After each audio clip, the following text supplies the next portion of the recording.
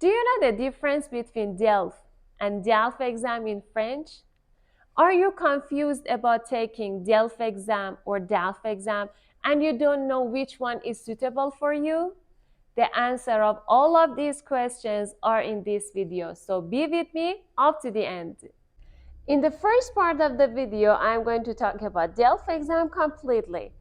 This is the short form of Diplôme d'études en langue française.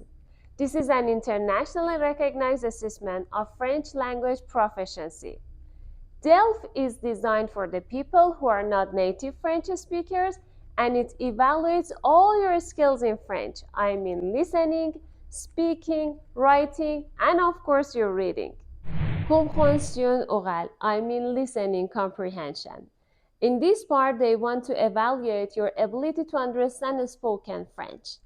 It includes listening to the dialogue, monologue, and answering some questions related to what you have heard. Then we have reading comprehension, I mean compréhension écrite. As the name indicates, they want to understand whether you can understand the reading forms or not. They give you a text, and after that they ask you some questions related to the context. Writing is called production écrite in French. You are required to write a letter, essay, or other written responses on given topic. They want to see are you able to express your ideas in written form in French or not. Speaking is called production orale. In this section, you are required to have a conversation with the examiner, discuss a topic, describe a picture, and answer some questions. They want to see are you able to understand someone in French and at the same time answer to that person or not. In one sentence, I can say, are you able to engage yourself in conversation or not? DELF is divided in levels, and each level means different proficiency in French. A1 is beginner. A2 is elementary. B1 is intermediate. B2 is upper intermediate. Do you know the scoring in DELF? I'm going to tell you. DELF is scored out of 100 points. If a candidate wants to pass this exam, should get in minimum 50 out of 100. Each section, I mean each skill, has got 25 points. If you want to pass, you should get 5 out of 25 in each skill. The total score shows the level of your proficiency. How to be prepared for DELF exam?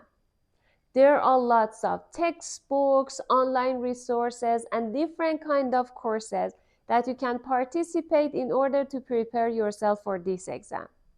But don't forget to practice every day. Practicing is really crucial. Mock exam.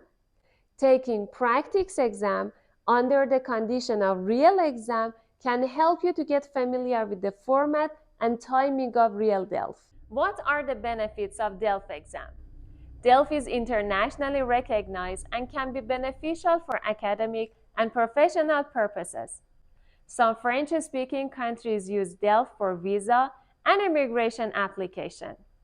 Also, if you're an ordinary person who is learning French, when you get DELF certification, you can boost your French skill, at the same time your self-confidence. And the last question about DELF exam. Where should we register and how much should we pay? To take the DELF exam, you need to register at an authorized examination center. Fees differ according to the country and of course your level. So this is essential to contact with a specific center to get up-to-date information. And now everything about DELF exam. DELF is the short form of Diplôme approfondi de langue française. This is a useful certification to anyone wanting to have a higher education studies in France or in French.